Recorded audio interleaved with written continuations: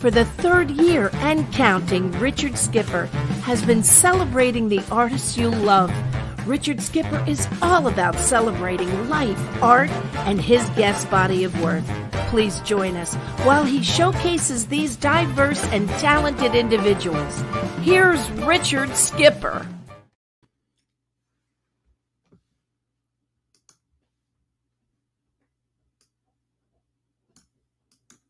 Almost Richard Skipper. Hello, everybody. Happy Tuesday and happy November.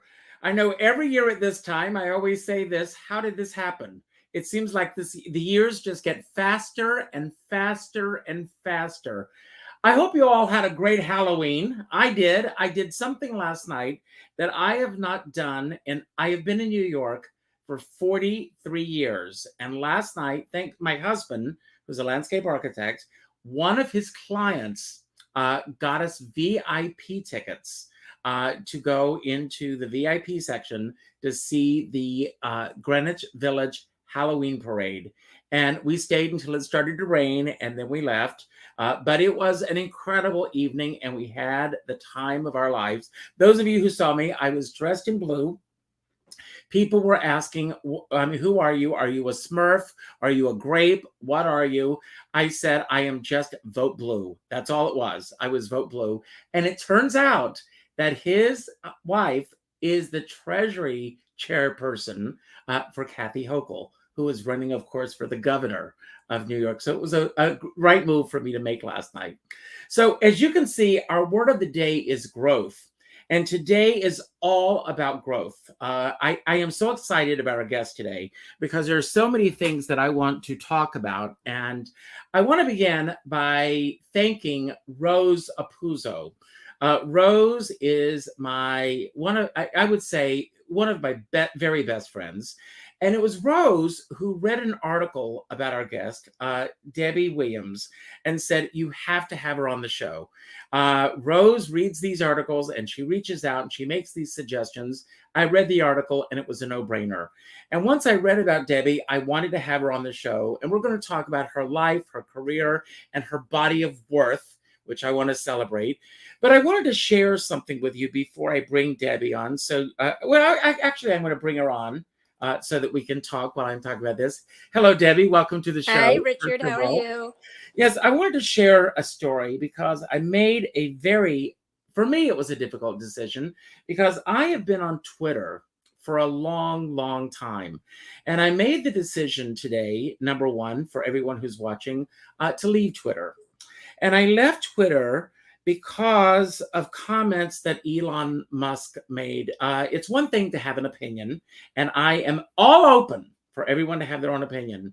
But when you share false information and you continue to share this information, a man in his 80s was beaten with a hammer a couple of days ago.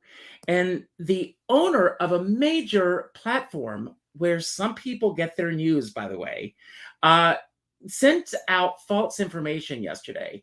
And as I saw what he was sending out, and then when the news media picked up on this, he attacked the news media. Right. So I said, that was a real, it was an easy decision for me to leave this morning. And now I'm going to make an announcement here. I have a very dear friend who a few years ago, something happened to him. He was very, very, very involved on Facebook. And it had become his life. This is a guy who was an amazing arranger, an amazing songwriter, an amazing collaborator in the music industry, who is well known in the New York music industry. And he had reached a point in his life where every night he would come home and he would have his platform and he would have his audience and he would sit there and people were listening to him and people were communicating with him. And this became his life. And he became like those people who went to the casinos who were obsessed with hoping that they were going to win something. Yes. And then one night he comes home, he goes on and he can't get onto Facebook. And he began to panic. and he was trying to log on. Somehow he got locked off. All of the photographs, everything that he had accrued for years and years and years were gone. Everything was gone. And he had a panic attack. And he had a panic attack to the point where he thought that he was going to have a nervous breakdown. His brother, who is a therapist on the West Coast, flew to New York to be with him. It was because he just felt that he could not let go.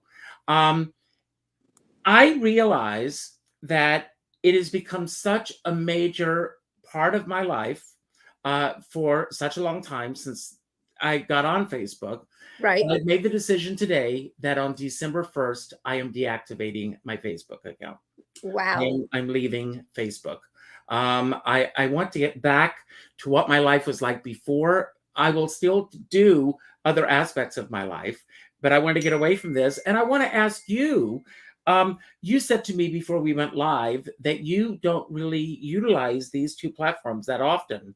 Facebook, yes. Facebook, Okay. yes. Yes. And Facebook is a great connector for all my different places in life and all the different people I've come in contact with from my childhood and everything. It's been a great connector for that reason, and an information highway that way, which I love about it. You know, if I have friends coming in town and they want to go see a show here, I just get on there and contact whoever that I know is involved in that show and make it happen. And so it has a lot of benefits in that way. However, we're all seeing things that we kind of don't like going on. I've never been a Twitter user, thank God. I'm on there, but I don't use it. I only use it for promotional purposes. Right. And that's what everybody does, I think. And TikTok, I've never been on. Me neither. Facebook has been my connector, and it's hard to give that up. I think during COVID, we all used it way more than we ever expected because it was our connection to human beings, you know, and that's a really important thing when you're locked in a house and you can't go out for 2 months, you know. So, and I used it also as a political platform during those 4 years where I was angry about everything. But I didn't only do that. I did a lot of activism. I went to DC 6 times. I was involved in the very first Women's March. Thank you. Helped them put that whole thing together. Craziest thing I ever did, but the best thing I ever did. It was unbelievable. I get goosebumps when I talk about it because it was just such an amazing thing. And then I went back for Move On and did another thing. I did about 6 different things. You know, my experience in TV lent myself to these rallies, easy peasy to do a rally compared to what I've done, you know, in TV. And so I thought, where can I take my energy and my talents and help in this, what's going on? And so, in fact, I just got back from DC a few weeks ago. There was another Women's March. So I went for that one about getting out the vote. And I love that you had a blue costume on Halloween. I think that was perfect. I wish I had thought of that. But, you know, I used Facebook for that reason during that time, you know, and it was a good way to get out some of my frustration, you know, and do Facebook Live whenever they would have the, as I called them, the shit show moments. And so then I would just go on live and all my friends would get on and we'd make fun of it, you know. And so that's why I like it and why it's hard for me to give it up, but I commend you. That's a hard thing to do. You know, I have a friend who left quite some time ago, and she said that leaving it was, she said she danced in the streets the day that she left because it too had become, you know, it had sucked the life out of her, essentially, from taking away from the other things that she did. And I love Facebook, and for all the reasons that you just mentioned, same thing for me. But I want to ask, I want to go back to something else you just said. Have you always been an activist, or what propelled you? Well, yes, I will say when I was a child living, when we had left the show, we settled in Marin County outside San Francisco. Vietnam War was going on. So I did little things, you know, in Golden Gate Park, not big things. I had a history teacher in high school that taught us about every kind of other history. So when the Indians took over Alcatraz, she got a boat and our class took food and provisions and blankets and everything out to Alcatraz to the Indians. And I think that kind of ignited something in me at that Can very you moment. imagine that happening today? I don't know, like, I think when, as awful as it was, when Trump took office, it ignited something in all of us again. Like, oh boy, we better start paying attention, because I think we've been apathetic for a while. And I myself, I know that, raising kids and working and everything. Mhm. And my father was very political on the other side. And we would have very heated discussions about things. He's no longer with us, but he would listen to Rush and all those kinds of things. And so it was it was really hard.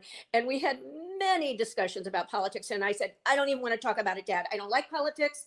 And he said, there will come a time when you will get more into politics. And that did happen. He was right. He said it, when I had time to do it, when I had time to listen and to pay attention. And so now I do my activism and I love it. I love it. Anytime I can go to DC, I go. How long has it been since your father's been gone? Now, 5 years. My mother's been gone 13. My dad's been gone 5. Wow. You said your father was on the other side. Yes. My grandfather was very much a Republican, but I think that my grandfather would be appalled at what this party has turned into. I agree. So I want to ask, what do you think your father would think about where we are today? My father had an epiphany towards the end of his life saying, you know what, politics, nothing like that. Family is more important. It took a little while, Dad. But he had that epiphany. I don't know how he would feel about this, because if you look at the Republican Party back in the 50s or the 60s even, it sounded like it was the Democratic Party when you read. Yes, I know. Right. And so I believe there have been these diehard Republicans, and I have many friends that are, but there's a difference to me between a Trump Republican and a Republican. I think there's two very different factions. And so I think that what we're in, I don't even understand what is happening now. I think they're just all following a trend that they think is going to help them. And they don't care what they say. They don't care what lie they tell. They don't care as long as they get votes, and it's really sad. It really is very sad now. I got to visit the Capitol when I was in DC this past time, and I got a wonderful tour by a friend who works there for a congressman, a Republican congressman, and she arranged this whole tour. When you are there and you are in that Capitol, which is, it's awe-inspiring, this is our country, Mhm. and this is our history. And to think of what happened when January 6th happened in that place, it was sad to me. It was just very sad, because I felt this patriotic feeling, and when I was in there, and to think of some of the things that are going on now, it just is scary. This thing with Pelosi's husband, I mean, that it just takes it to a new place. Well, for me, and anyone who watches the show, I've tried very hard never to make these shows political. Mhm. However, certain things in the last few weeks have just pushed me to the point where first of all, I'm petrified for the direction that this country is going in right now. You and me both. When you talk about the Republican Party, and let's get it right out there. There are people in the Republican Party who are not those Trump Republicans. We know that. But I think that somehow deep down inside that there is an anger that has been boiling inside of people for so long. Yes. And this anger has come out to the point when you have a woman in Arizona running to be the governor of the state, and she makes a joke about a man being hit with a hammer. I know. And the people in the audience laugh at it. Yeah. I don't get it. I don't There's either. no humor in it. No. When the son of the former president of the United States posted a picture of himself with a hammer, I know. saying this is his Halloween costume, and people are not outraged by that, I don't get it. I don't get it either. How has our country gotten to the point where we are not outraged by those images, and that we are not going? I mean, that's why I took a stand today. My leaving Twitter, in the scheme of things, it may make an impact. It may not make an impact. Right, right. You know, I had to say this is somewhere that I don't belong. No. And you know, I made a decision. Over on the weekend, somebody who was supposed to be on this show, I heard an interview where he was pro-Trump, and I made a decision that I did not want to put him on this platform. Good. And his publicist went ballistic on me, saying that I was committing career suicide. I am being transparent with everybody right now, and and he said, "You're saying to me that you do not want to put people on your show who have a difference of opinion." I said, "I am saying that I do not want to put people on the show who feel that that man belongs in the White House." And even today, I mean, the Supreme Court put a stop. I saw that.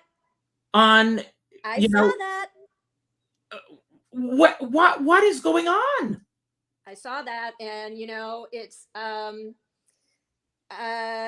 mean, to finish my statement, they put a stop on the court proceedings of being able to see the former tax president's returns. tax records. Yep.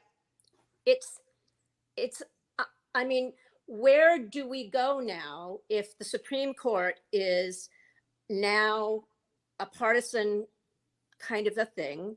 You know, I find that also the separation between church and state has gotten a little muddied recently. And we're going through, I don't know. I have a grandchild now. I have 2 children. And this is not the country I want for them. What is happening, you know? And when Trump was elected, my kids called me and I said, "I'm moving to another country." And my son said, "No, Mom, you can't do that." He said, "You're a fighter. You got to fight." And that is when my activism kicked in. I went, "You're right. You're absolutely right." And went to that first Women's March, got involved in it, ran that rally with everybody there, which was crazy. But that was how it was. My kids go, "No, Mom, you got to fight." So I did. I want to say something about you that I truly love and admire. I mean, and we're going to now focus on you for a moment. You were born literally, and it's in your bio, in a trunk. Yep. You grew up in the world of show business. You were born into the world of ice skating. I asked for a photograph of you as a 5-year-old. I love this photograph. There you are. This was my first choice for my costume last night, but I couldn't find it. So I want to ask you, I asked for a photograph of a 5-year-old, and I'm going to go in this direction for a moment because shifting gears drastically, I asked for a photograph as a 5-year-old because to me, the 5-year-old is the purest self. It's before life begins to tell you who you should or should not be. It's before, and what can you tell us about this little girl? She'd already been working for 2 years. We joined first Ice Vogues, and then it was Holiday on Ice. They were owned by the same company. And so I went in the show when I was 3. Mm-hmm. And my father says I couldn't remember the routine at first. So they sat one of the stagehands down in the front row, and Dad was behind the curtain. And I would skate around, and Dad would yell to me what to do. And then the stagehand would yell. And I said, "How long did that go on?" He goes, 2 weeks, and then you remembered the routine. And so I grew up thinking everybody did this, what I did, you know, skating in arenas in front of 5,000 people. I didn't know that this was not something everybody did, you know, and, you know, my playtime was backstage, you know, with crates, you know, we didn't carry a lot of toys and things on the road, but that 5-year-old I had a sense of professionalism at that age. You had to, and you knew you're kind of like a trained monkey, really. It's like, this is what you do. You go out every night. My mother said the first words I said when they were in a show that we were traveling with when I was a baby, show, show, show, show, show. When they would go to the show at night, I would always want to go, and I'd go, show, show, show. And so they would take me, and while my mother was out doing a number, one of the chorus girls would watch me, and then dad would be doing, this is how they did it. And everybody in the dressing room would just watch me. And so that was what I did until I was 15 years old. Now, you lived on the road. Growing up, did you get a chance to develop friendships? I mean, outside of the business? I was born in Columbus, Ohio. I was out of there, I think probably at 6 months, and we went on the road. But I have a big Irish Catholic family in Columbus, Ohio. So I have 18 first cousins who are there. So every summer we had 1 month off. One of your cousins is watching. My cousin Patty, I'm sure. Yes. Well, let me go back. Let's see. One of your cousins, I saw a comment a few moments ago. Talking, and I'll find out who the cousin is. That's Patty Brown. Is it Patty? Yep, it's Patty. Okay, great. Hello, Patty. Okay. And so and Patty, we're like sisters. Our moms were sisters. My mom was one of 6, the youngest. And so I would go home in the summer and get to ride my bicycle around grandma's neighborhood and be a normal kid. Although normal kid, it's so funny because we'd all be home at 4th of July. What did I do on 4th of July? I had to put on a show on grandma's driveway. I'd get all the neighborhood kids to come and put on a show 4th of July with sparklers, and I'd have them dancing and doing things, And my father used to say, like, we went to my Aunt Marthy's one day, a lot of kids in the circle, and dad would say, do not organize the kids. And I go, what? I was like 7. Do not organize the kids, just play. So it was in this big circle, and dad was in with my aunt, and all of a sudden he looks out the window and he sees all the kids lined up in this circle and me in the middle telling them what to do.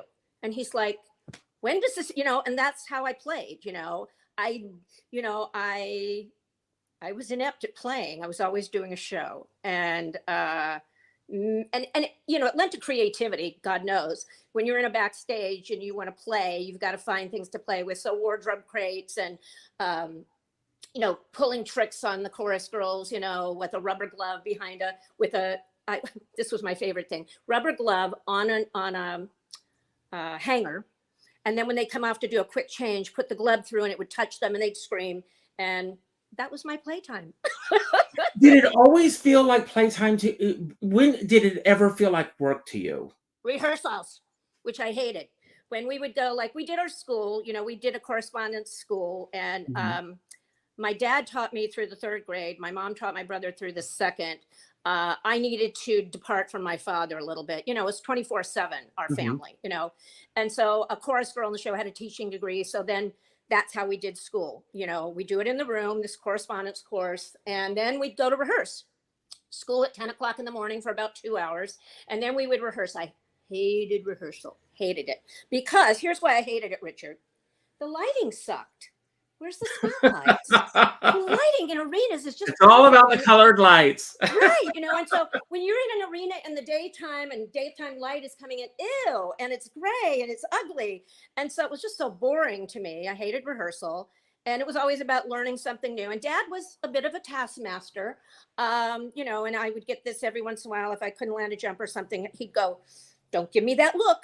And I wouldn't know what that look was. And then I'd sass. And then he would chase me around the ice skating. He was bigger, he was faster, he'd always catch me. I don't know why I ran, but I hated rehearsal. That was my thing, and that's the only thing. I love skating in the show, audience, applause, lights, love that, but no rehearsal. And you said this was pretty much your life until you were 15 years old. Growing up in this world, you could have gone in 2 directions. You could have said, this is the world for me, or I'm going to get out of this. But you, of course, decided that this is the world for you. What was it that kept you in the world of show business? We're going to talk about the changes that came along in a few moments.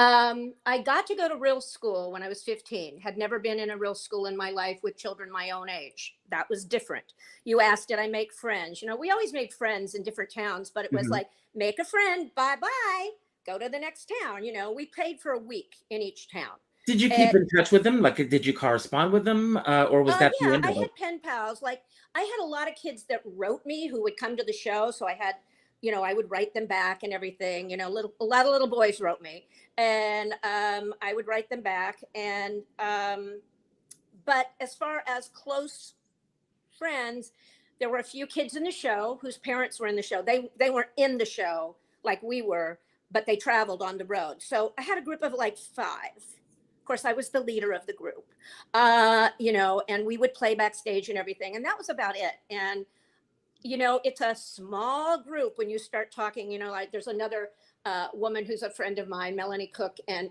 her family had a family act after ours.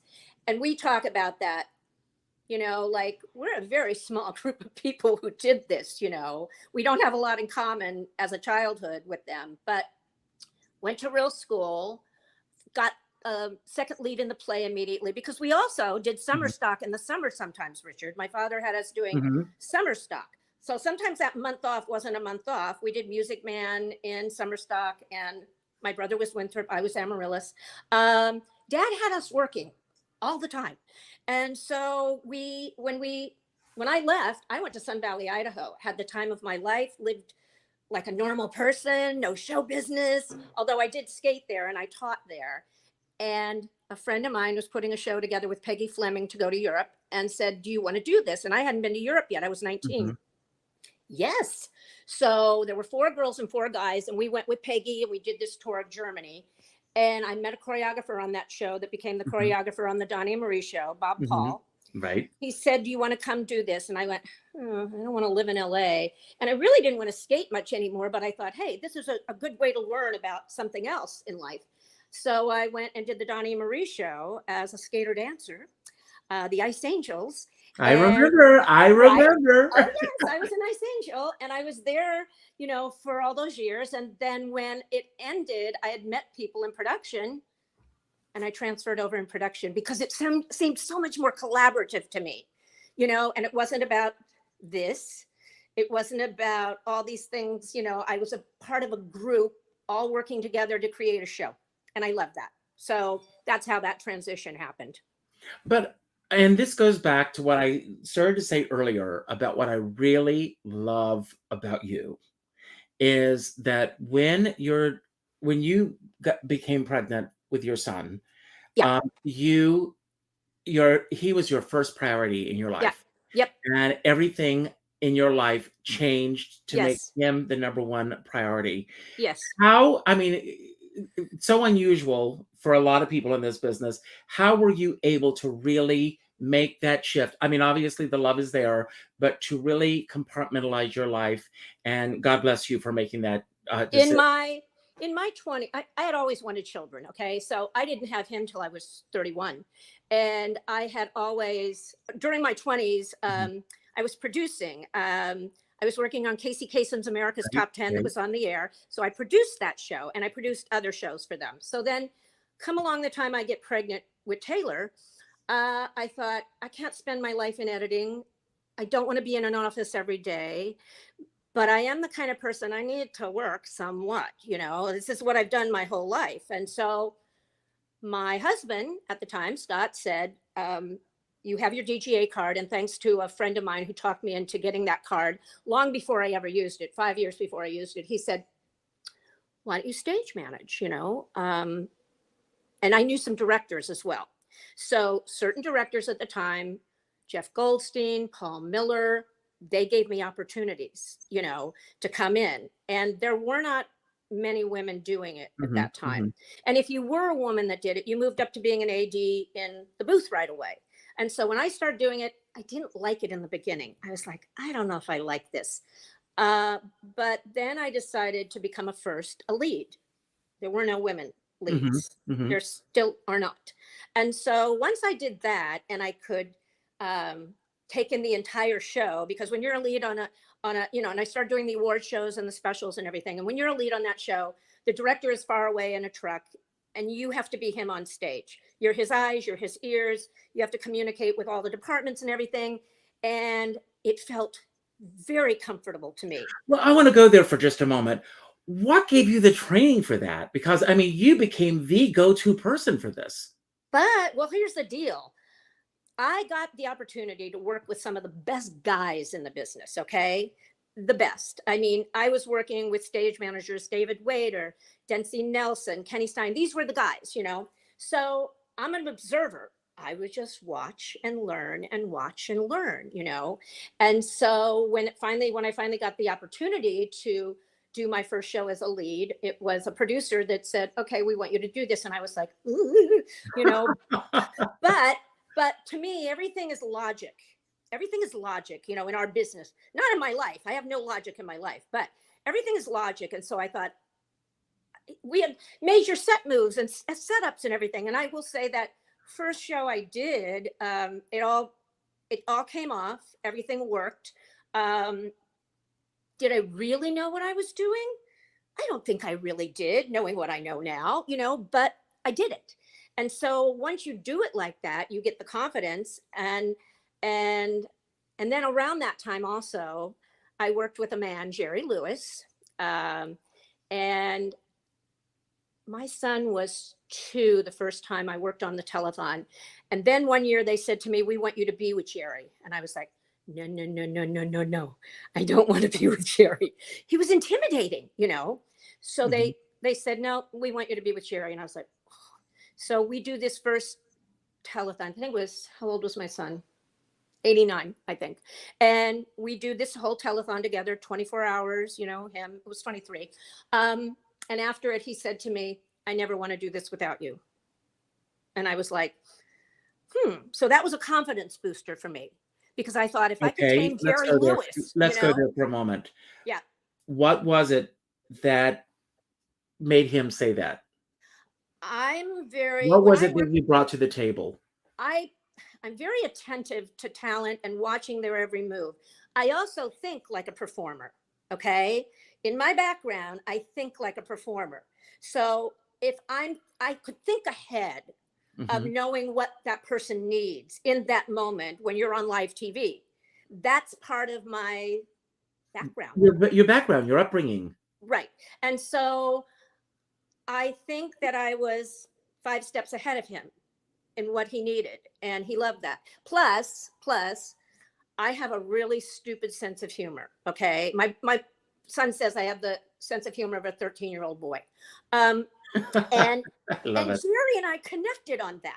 You know, when he wanted to throw an axe into the whole thing, you know, which he would do all the time. And he'd say to me, I want to do this, kid. And I'd go, okay, let's do it. Or I'm not going to do that.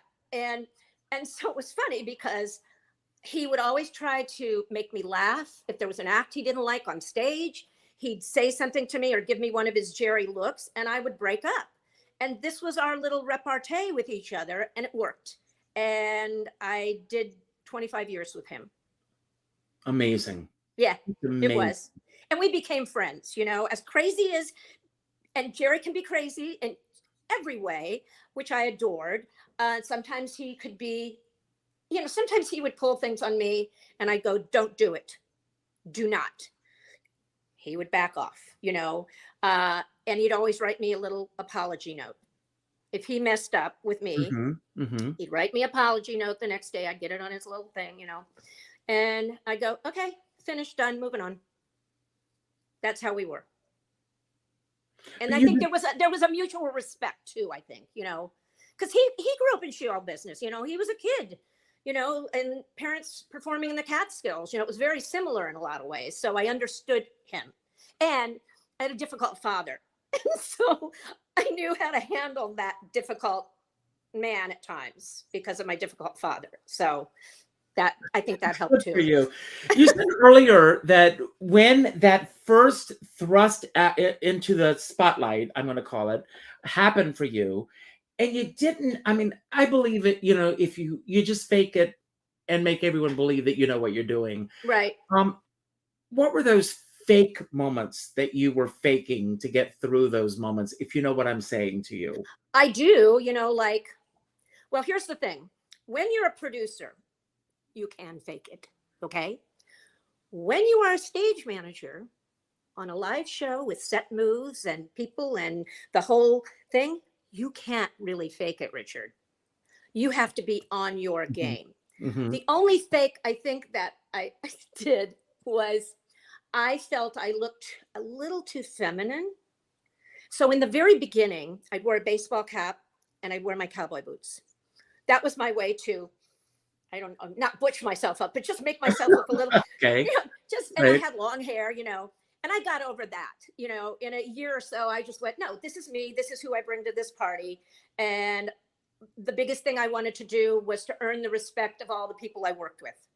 When you're working with a crew at the Shrine Auditorium or the Kodak or whatever, back then it was the Shrine. These are hardcore guys. So my goal was to be so good that I earned their respect. That was important to me. And I did. And you did. Of And I course you did. So as much as I always say that to people, I go, stage managing is not a job you can fake. You can't. When you're right out there on that stage and you're a lead, you can't fake it. You just can't. You got to do it. So As your career is unfolding and all of these incredible opportunities that you're part of, were you mapping out a career for you, or was it, or you were getting the calls were coming in? I'm the feather in the wind. I'm not a plant. I'm not a planet.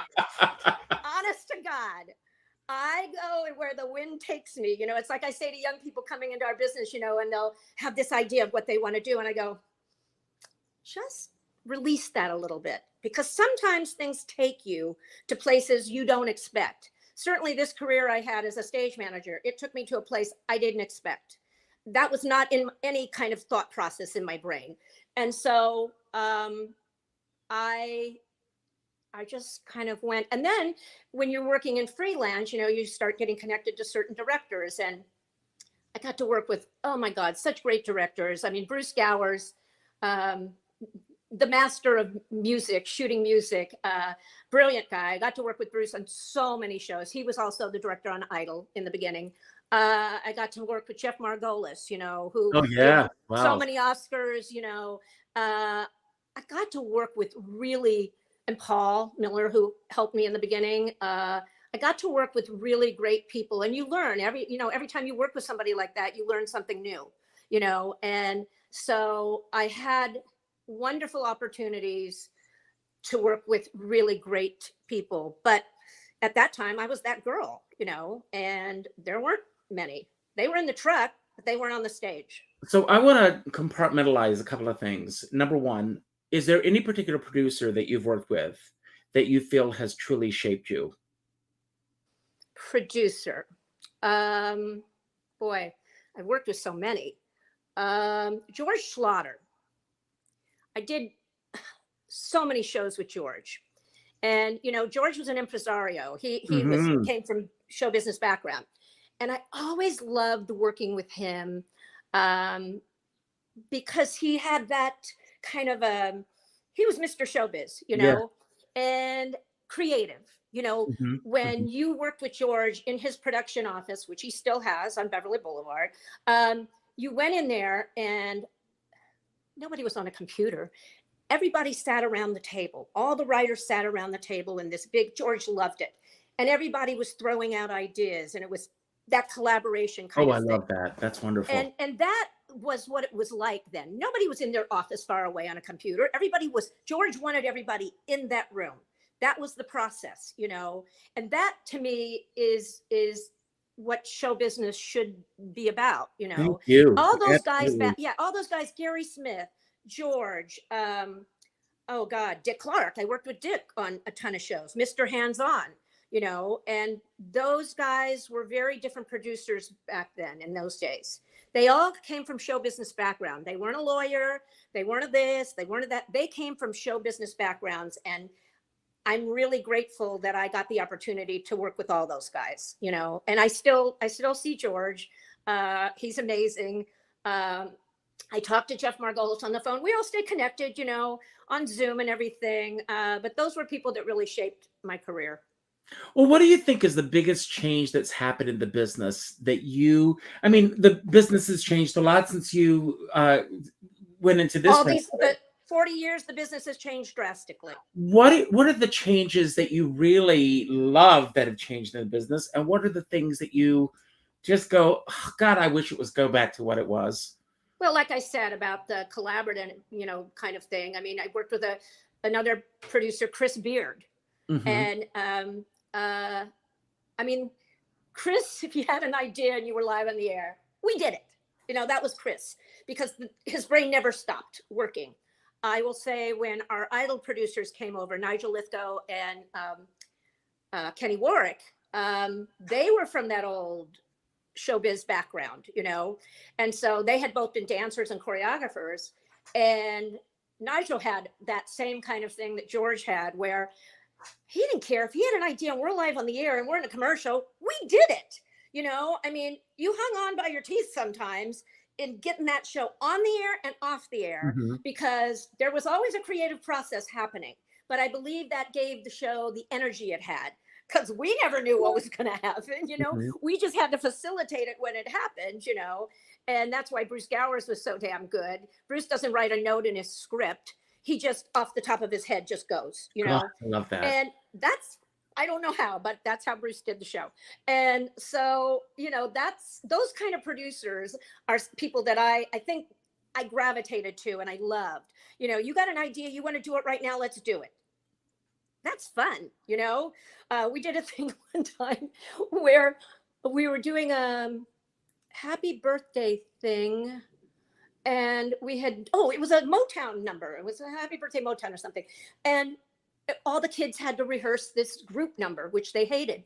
And so we rehearsed in the morning. And all of a sudden I go upstairs and Nigel goes, Stevie Wonder's coming. Stevie Wonder's coming. Okay, what are we doing? Well, he wants to play the happy birthday song. And I'm like, okay, well, we had a thing called a mobilator that we couldn't use. We never used. We had it at the beginning of the season. It wasn't functional. It didn't work. So I'm like, how am I going to get Stevie out if the kids are performing and you want to get him downstage? So I go to the grips and I go, hey, that mobilator, is it still working? They go, we think so. And I go, what if we put Stevie on it, open the wall, and then Stevie comes down on the mobilator? One of the guys goes, a little risky. And I go, let's do it. So we had never done it. We had never rehearsed it. Kids are doing their little group number, and all of a sudden wall opens and I'm like, oh, please move, mobilator. And that mobilator started coming. Stevie's on it. He's singing. And then I'm like, I hope it stops at the end of the stage. Oh my God, I love this. And the damn thing stopped. And the kids were around. And we did the number. And it was like, oh my God. But we did stuff like that all the time, Richard. That was not unusual. Wow. Well, I'm going to go back, and again, I want to ask same question, producer, now director, a director that really shaped you. Bruce Gowers. Bruce, the reason, and a lot of people that worked with Bruce said this, Bruce's process was out loud. Okay. It wasn't in a script. It wasn't. You would talk about something you wanted to do. And so then Bruce would talk it out.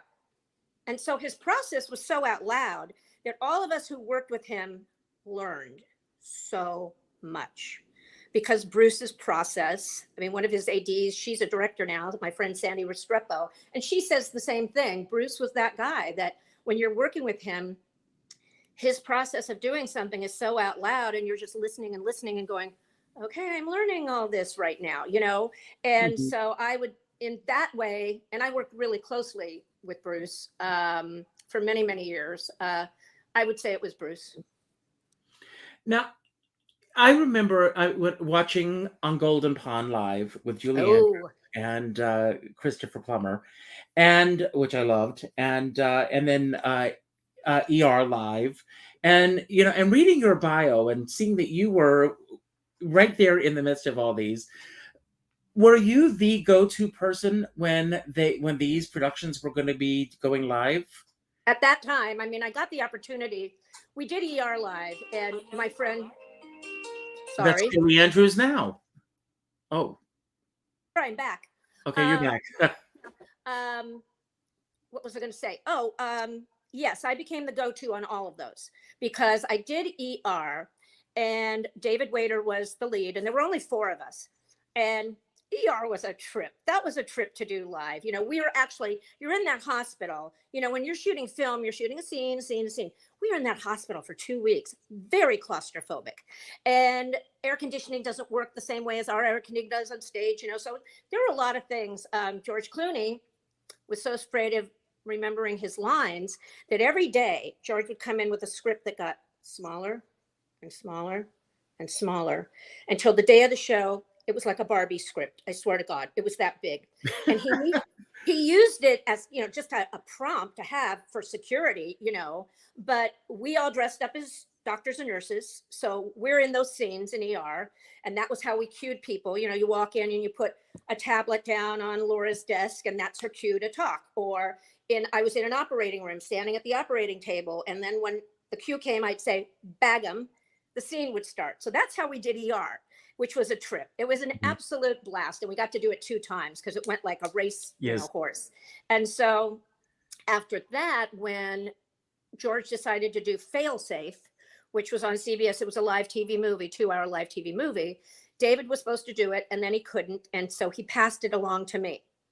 So I got lucky. So I keyed when we did Failsafe, which was on 2 sound stages at Warner Brothers. And it was the movie Failsafe from the 50s. And we had sets everywhere and people everywhere queuing things. We had Walter Cronkite open the show. Never before has this been done since 19, you know, whatever. And it was a blast. And the thing about it, which was so cool, is we had film people, live people. We had our 2 groups, okay?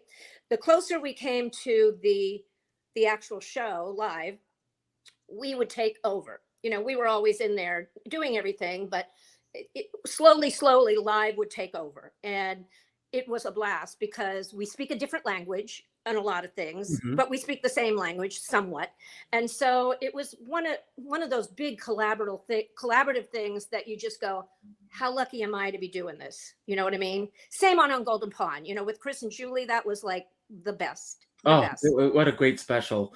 A couple of comments. Rosa Puzo. Hi, Rose. Thanks for being here. Michael Orlan, who happens to be Michael Orlan, and I. We've been friends. When I worked in Atlantic City, he was our rehearsal pianist. And whatever happened to him?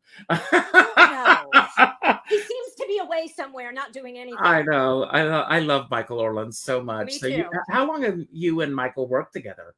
This is a funny story, Richard. So the first season of Idol, Michael was not with us. So, you know, when we do the Kelly Clarkson, the finale, that first finale, the most chaotic thing I've ever done, all of a sudden Fox was like, oh my God, all this viewership, we have to do a special.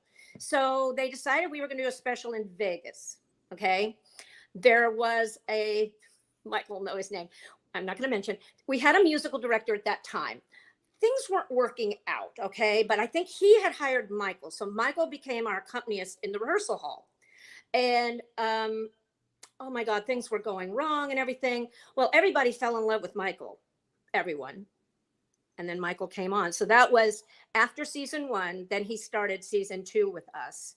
And forevermore, you know. The rest is history. That's great. And, you know, we all had a very close, you know, it was funny with Idol, you know, he would work with the kids this way. Ricky Minor would work with the kids this way. Then I'd work with the kids this way. So we all would talk to each other about what was going on, you know, with this kid or that kid. We'd all share our feelings about certain things, I guess you'd say. And we all helped each other in that regard, you know, in making things happen. That's great. Now, your cousin Pat tells us that you have a great Paul McCartney story. Oh my God. It's because she thinks she was Paul McCartney's wife. And I said, no, I wasn't. We argue about this all the time. I did a show with George Slaughter. It was a charity event. It's a big charity event. I think it was Carousel of Hope and the diabetes thing. And so I come that morning and I look at the rundown and it says Paul McCartney. And I'm like, now I was a Paul McCartney fan as a child. I saw their last concert in Candlestick Park. I scooped up dirt that he'd walked on. Pat says she is his next wife. Oh, fine. Whatever. He's married. I'm not. I have first tab. So Okay. anyway, so Paul, they told me Paul's going to be on the show, and I went, not really. You guys are joking me. And they said, really? And so I said, well, okay, what are we doing? And they said, he's going to be up in the hotel room. And then when you want him to come down, his guy's going to come. And so they come to me, his guy comes to me and he says, okay, just call me and we'll bring him down at this time. Now, if you're at the Beverly Hilton, your little wings are like the smallest little tiny things you could be in, there's no wing space. So the guy says, when Paul comes down, he goes, can Linda come over with him? And I went, oh, no, it's too small. There's not enough room here. So Paul comes over. Now, Stevie Wonder, the audience doesn't know that Paul's going to be on the show, and these are like the wives and the biggest people in LA, it's a big charity event. So he comes and he's in my little wing and he and I are just standing like this close together. And Stevie starts singing Paul songs. Well, Paul starts singing in my left ear. And I'm like, I'm getting a Paul McCartney concert. And so when I finally cued him out, I said, I want to walk over there and cue you because I want to watch the audience. So I stood over there and they said, ladies and gentlemen, Paul McCartney. He walks out. Well, these women in their big gowns and everything were like, and I was like, but I just had a concert in this ear. And then I worked with him a lot of times on the Oscars. I worked with him and I told him about my Candlestick Park story. I said, I went and saw your last concert in Candlestick Park. We're down in the bowels of the Kodak Theater at his dressing room. And he said, could you see me? I said, not very well. He goes, could you hear me? Not very well. Everybody was screaming. And he goes, we use doubles. And we use doubles. I used a double for that show. I said, do not tell me this. I said, the blood is starting to drain out of my body right now, my 14-year-old body, And he goes, just kidding. No, we did that one. Oh my God. Mine was about to come out of mine. Yes. I know. You're messing with me, Paul. And he was like, he's always been like that. And every show, actually on that Oscar show, I remember walking ahead of him because I wanted to see the reaction on all the celebrities' faces. When they see Paul McCartney, people lose their you-know-what. And so I'm walking ahead of him and I had bought this skirt on La Brea. It was really kind of fun. And he went, love your skirt. And I was like, oh my God, Paul McCartney loves my skirt. It's like, I will put it in a frame now, So yes, that's my Paul McCartney story. And well, Mitzi Gaynor is a friend of mine. And Mitzi Gaynor was booked on the Ed Sullivan Show the same night that the Beatles were booked on the show. No. So she said when her agent called and for her to be on the Ed Sullivan Show, she said, who else is on the show? And he said, well, a group called the Beatles. And she said, oh, that's great. No one's ever heard of them because they were not known in the States at that time. No. And so she said she's in her dressing room and all of a sudden she hears this sound and it sounded like the building was falling down. And she said, what is that sound? And he said, the Beatles are on stage. And she walked out and she said, oh my God, that's fine. There's a photograph and it says Mitzi Gaynor on the marquee and the Beatles. Of course. But nobody to this day remembers that she was on that show. I don't remember either, So I want to ask you, and this is going to wrap up the show brilliantly today because of the story that you just told.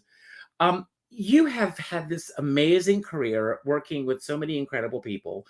But Debbie, I have to say, they've had the pleasure of working with you. Aw, that's so nice of you, Richard. Yes, I appreciate that. Do you still get starstruck? Not by celebrities, by politicians. When I did Women's March in DC and all these politicians, now that's my, and astronauts and politicians. If there's an astronaut, like, who was it that was on Dancing with the Stars? And Dancing with the Stars is in the studio next to Idol. And gosh, I wish I could remember who it was, but I knew he was over there. Mm-hmm. And he was rehearsing and I had to go over there to say, and I went, you don't know me, but I'm an astronaut groupie. I mean, I've always loved astronauts. I was that kid in the 60s, I just was always looking up. Can I see the rocket? Can I see it? And I am a nut when it comes to outer space. And so, no, not celebrities, but if there's an astronaut or a politician, I'm all in. Buzz Aldrin. That was who it was. Yes, Buzz Aldrin. Yes. So who is the one politician that you would really get gaga over meeting? Oh gosh. Well, I've worked with several presidents. I worked with Reagan, Bush, baby Bush. I did the Republican National Convention once when it was dull. And I saw Kennedy in person when I was a little girl. I was supposed to give skates to Caroline in Detroit, Michigan, and Pierre Salinger pulled the plug on it. So we went downstairs to the hotel and I saw Kennedy coming down the elevator. And I was like, Oh, oh my God, now I don't know, like any of them really.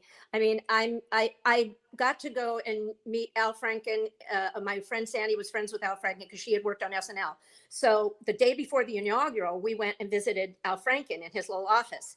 And when you were in his little corner office, you see them all coming and going and walking, and I'd be like, oh my God, we're right here, they're right here, mhm. and I'm starstruck. And Al was amazing. I'm sorry he's not there anymore because he was pretty amazing. He gave us a half an hour. We talked to him, and he couldn't have been nicer. But I don't know any of them.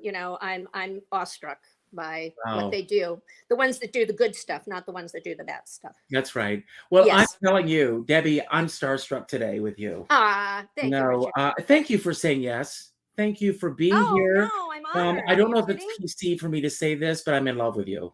Uh, Aw. no, I love your energy. I mean, hearing about you again. I want to thank Rose. Don't go anywhere for a moment because I'm going to say my closing remarks, and then I'm going to give it to you. You've got the final word today. Anything you want to say about anything that we talked about today that you want to build upon, anything that we didn't talk about that you wish we had, or just any final word. Don't worry about how to end the show. As soon as you say goodbye, the final credits will roll. And I hope that anytime that you feel that you have something to say or that you want to come back, that you will come back on the I show. appreciate that. Thank Yes, you, Richard. please, please, please. I just had a blast with you today. So Good. thank you for saying yes and being here. And Thank thank you. you for the gifts that you've given to the world and that you will continue to give because all of these shows that you've worked on, we have been blessed by them. So Thank thank you for that. Um, the word that I chose today was growth. We all grow from the people that we meet and the circumstances that come on in our lives. So I want to thank all of you for being here. Pat, great meeting you today. Thank you for being here, and I hope when that wedding happens that I will get an invitation. It's going to be me, Richard. Yeah. Okay. Okay. She's going to be singing in your ear when it happens. But thank you all for being here today. Um, we are going into a new month, and I always think of November as the month of gratitude. If each of us takes every day to be grateful for the things that we have in our lives, and we reach out to spread that gratitude around, I do believe that we can have a better world. And we have a week from today. Vote, vote, vote, as if our lives depend on it, because it They does. do. It does. As you all heard this morning, I made a decision to leave a certain platform, and I'm going to be leaving another one as well for my own reasons. But we are all responsible for what we put out in the world. When you see a post, you have a choice. I heard someone talking last night. I'm going to go there for a moment. And he shared a book that was about anti Semitism. And when he was called on it, he said, "Don't blame me, blame the author." But he chose to share that to his audience. And this was a very famous athlete who has a huge platform. Each of us have our friends, our families, and our followers who hang on to what we say. So we are responsible for what we put out in the world. And we can't just shirk it off as to, I'm not responsible for that, someone else did it. If you share it, you're responsible for it. So let that be the lesson for today. I end every show by telling everyone to go out and do something nice for somebody else without expecting anything in return. Go to your Facebook friends list, and the 9th name that pops up, reach out with a phone call. Not an email message, not a text message, not a private inbox message, a phone call. And let that person know what they mean to you. As my dear friend Sean Moniger always says, we're all in this together, but we're not in the same boat. You never know what someone else is going through right now. But I always say, if you're going to go out in a boat, make sure you bring a skipper along. So I'm going to leave the screen, Debbie. It's all yours.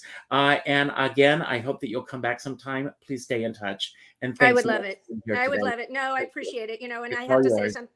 I have to say that of all the shows I've ever done, and there's been, oh God, so many. My best production, I think, are both my children, Taylor and Dylan. They're both married now. And I have my first grandson, which I think is like the coolest thing in the whole world. My little grandson's name is Ren. And all the shows, all the glitz, all the glamour does not compare to what I'm going through right now with having my little 7-month-old grandson. I know that sounds so corny, but my kids always came first, and they know that. And even though mom was out there working hard, both my kids have a great work ethic. My son was in Jersey Boys on Broadway. I have to say that. They're great. And I love them a lot. And I hope that they're proud of their mama.